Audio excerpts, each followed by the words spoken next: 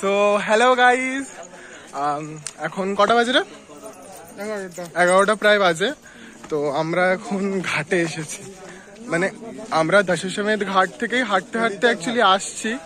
তো এখন বিশ্বনাথ ঘাট, ললিতা ঘাট এটা, তাই তো? ললিতা ঘাটে আছি এখন আমরা সবাই। আমি, রোহিত, অর্কদা, বিট্টুদা ওইদিকে আছে, আসছে আস্তে আস্তে। তো একদম শান্ত গঙ্গা, মানে কি বলবো, তাও দেখাচ্ছি।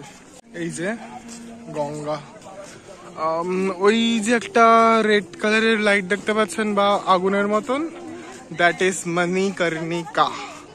ওপরেও চিতা জ্বলছে, নিচেও চিতা জ্বলছে, যেখানে 24 ঘন্টা চিতা জ্বলে, কখনো চিতার আগুন নেবে না।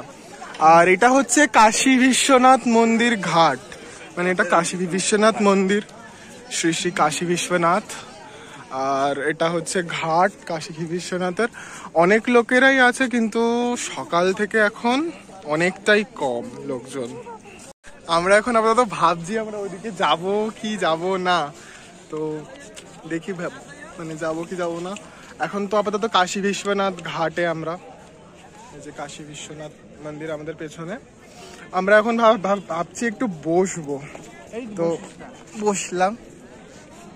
রোহিতও বসেছে আমার পেছনে, ও দেখছে এদিক ওদিক। অর্কদা ওইদিকে একটু ফোনে কথা বলছে, আর বিট্টুদা মনে হয় ওইদিকে বসে আছে কোথাও, ওই যে আসছে আস্তে আস্তে।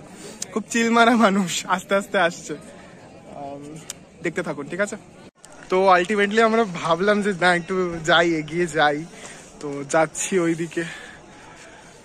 পুরোপুরি তো যেতে পারবো না আই গেস, লেকিন দেখো তোমরা, মানে দেখাচ্ছি তোমরা। আমরা অ্যাকচুয়ালি এখনো ভেতরে যাইনি, দোরগোড়ায় দাঁড়িয়ে আছি। তো এই যে চিতার আগুন জ্বলছে চারিদিকে, জ্বলছে মণিকর্ণিকা ঘাট।